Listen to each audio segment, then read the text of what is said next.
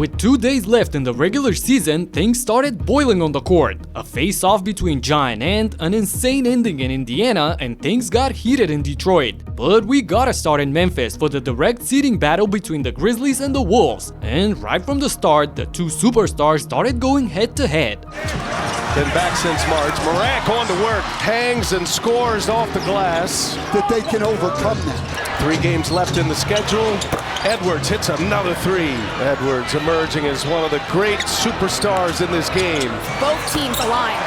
So interesting as Ja Morant hits a 3. Uh-oh, here we go. Ja shakes off DiVincenzo before knocking his bomb from deep. 2 minutes later, he connects for another 3 and another grenade. I think he needs to save Vesely for late game situations and buckets that actually matter. Isn't it too much hitting it twice in the first quarter? Anyway, Edwards was cooking on the other side as well. Shot clock is off. Edwards so shifty. Edwards explodes to the basket and lays it in. Ant with 13 and Morant with 12 points led their teams in the first quarter. But in the second, Desmond Bane showed up and stole the show. This is pace. That was a game that as Bane buries a 3. Tell you a lot's got to be said about how Memphis has developed their players. They've got great production. Desmond Bane turned into a major weapon. Bane simply couldn't miss, shooting a perfect 7 of 7 from the field and 5 of 5 from downtown, single-handedly turning the game over in Memphis's favor. Minnesota playing a little zone here.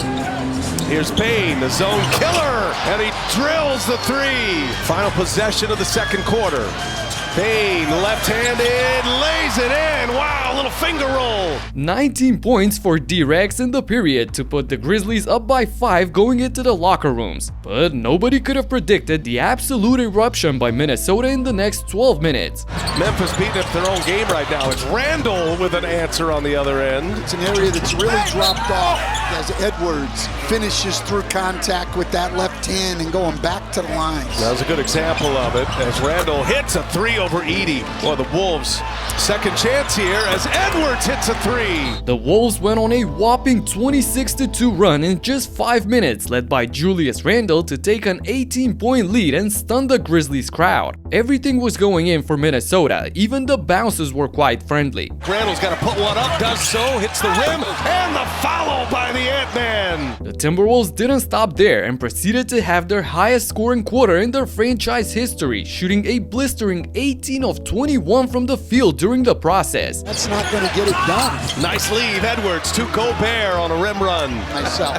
Here's Edwards, he shakes Aldama, buries another 3. I thought he got fouled.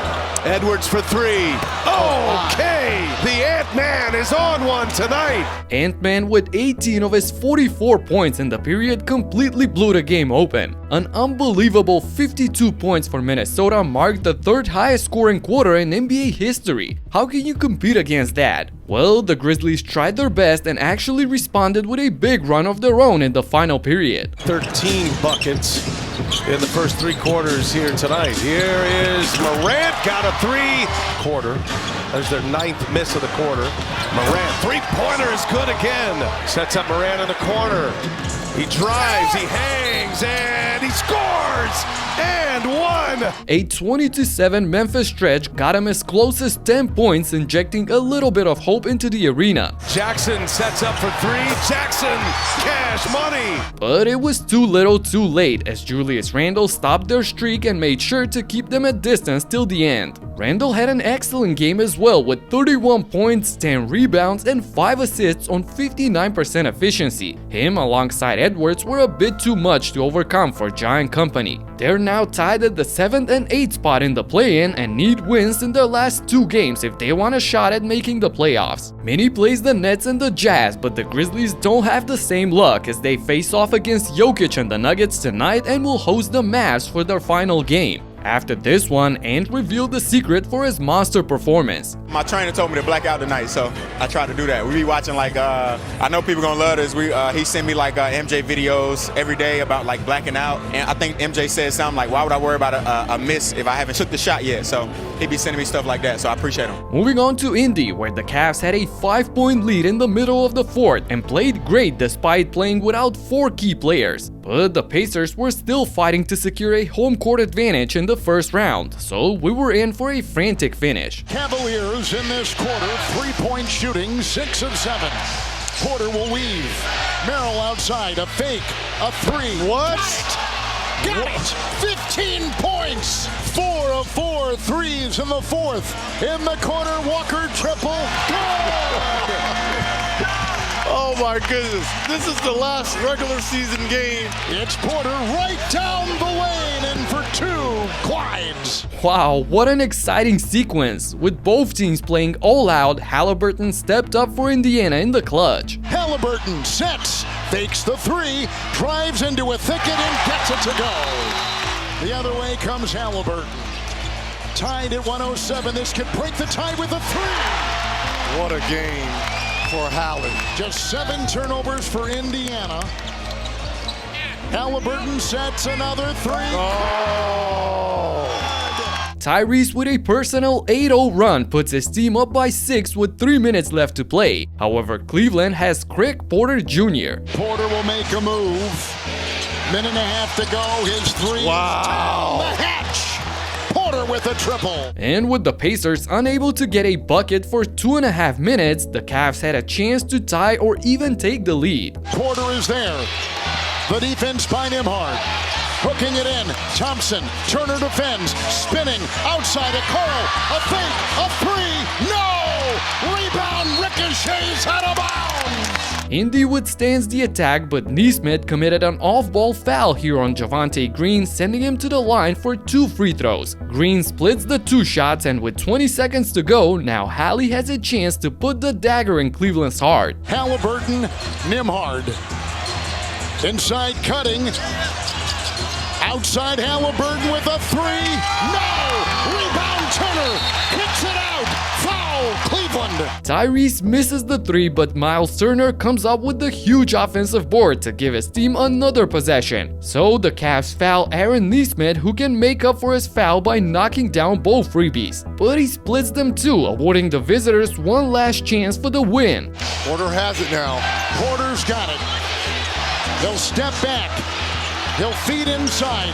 Tyson spins for the tie. No! Indiana wins! Jeez, the Pacers survive in a thriller ending. The rookie Jalen Tyson had a good look at the end but couldn't convert as Indiana finally secured the 4th seed in the East and home court advantage in the first round against the Bucks. Speaking of the Bucks, Giannis made sure to get the job done quickly and efficiently. Kevin Porter Jr. front of the rim. Giannis with the rebound and put back with the left. Giannis walks into that three-pointer and sinks it. Giannis, look out, below!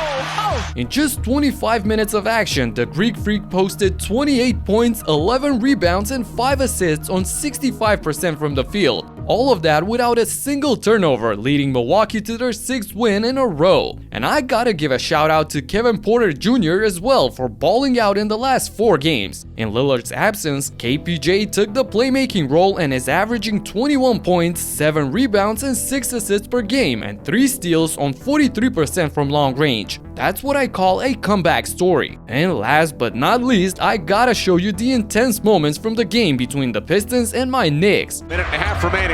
Pistons start it over.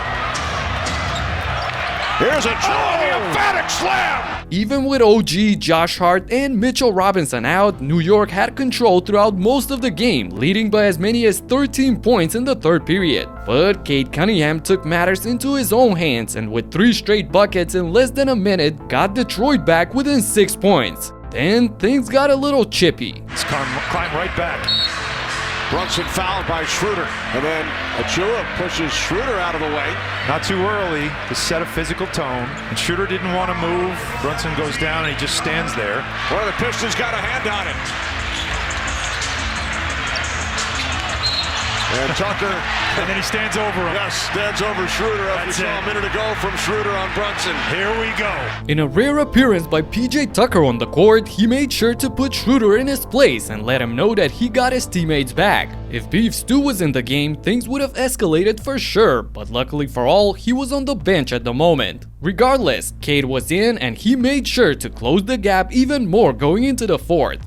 Thinking about a 3, up it goes, down it goes! Cade with 14 out of his 36 points in the period boosted the Pistons' comeback, which was capped off with this layup by Dennis Schroeder. For Schroeder, for a score. In the fourth, an unlikely hero stepped up for Detroit. Dish in the paint for Stu. Deeper to Ron Holland for a dunk. Tim Hardaway Jr. with the drive. Off to Ron Holland, off the glass and good. Basket cut, Ron Holland lays it up, lays it in! Ron Holland with 10 points off the bench pushed the Pistons up by 4 entering the clutch. And once they got there, Cunningham made sure to put the final nail in the coffin.